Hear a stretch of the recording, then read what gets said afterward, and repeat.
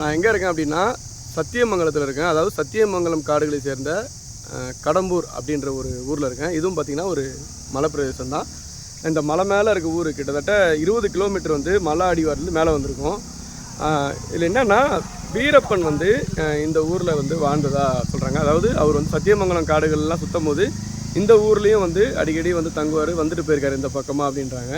அதனால் இந்த ஊர் கொஞ்சம் ஃபேமஸ் தான். அதுக்கு தான் நான் பார்க்கவே வந்தேன். சரி எப்படி இருக்குது அப்படின்னு பார்க்கலான்னு பார்த்தா மலை மேலே வந்து ரொம்ப சூப்பரான இடம்.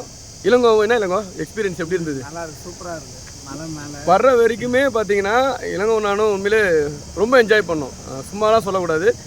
நம்ம வந்த டூரில் பார்த்தீங்கன்னா இது ஒரு பெஸ்ட்டான ஒரு இடம்னு சொல்லலாம். சின்ன ரோடு, வண்டி ஓட்டுறது கார் ஓட்டுறது கஷ்டம். அதெல்லாம் ரொம்ப சேஃப்டியாக வரணும். கிலோமீட்டர்ஸ் ட்ராவல் மேலே 20 கிலோமீட்டர்ஸ் ட்ராவலு, ரொம்ப சேஃப்டியாக வரணும்.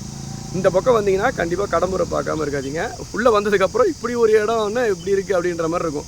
இவ்வளோ ஒரு அடர்ந்த காட்டில் மேலே வந்து பார்த்தீங்கன்னா இவ்வளோ சூப்பராக ஒரு ஏரியா இருக்குது. எல்லாமே இருக்குது, கடைங்க முதற்கொண்டு என்ன வேணும் எல்லாமே இருக்குது. ஆமாம், இதுக்கப்புறம் அப்படியே கர்நாடகா பார்டர், தமிழ்நாடு கர்நாடகா பார்டரு. யானைலாம் நடமாட்டம் இருக்கும். செக் போஸ்ட் என்ன சொல்லிட்டாங்கன்னா இறங்காதீங்க, இறங்கி நின்று ரொம்ப நேரம்லாம் நின்று வேடிக்கை பார்க்காதீங்க, எதாக இருந்தாலும் நீங்கள் போக வேண்டிய இடத்துக்கு போயிடுங்க அப்படின்னு சொல்லிட்டாங்க.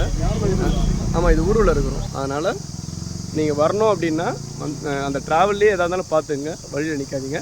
கண்டிப்பாக சத்தியமங்கலம் வந்துட்டு போயிங்கன்னா கடம்பூர் வந்து பார்த்துட்டு போங்க. என்னங்க ஓகேவா? வாங்க. ஓகே, இவர் தான் எங்களுக்கு எல்லாரும் விட்டோம் வழியெலாம் சொன்னவர். எப்படி கடம்பூர் வாங்க பார்த்து ஜோனப்பா.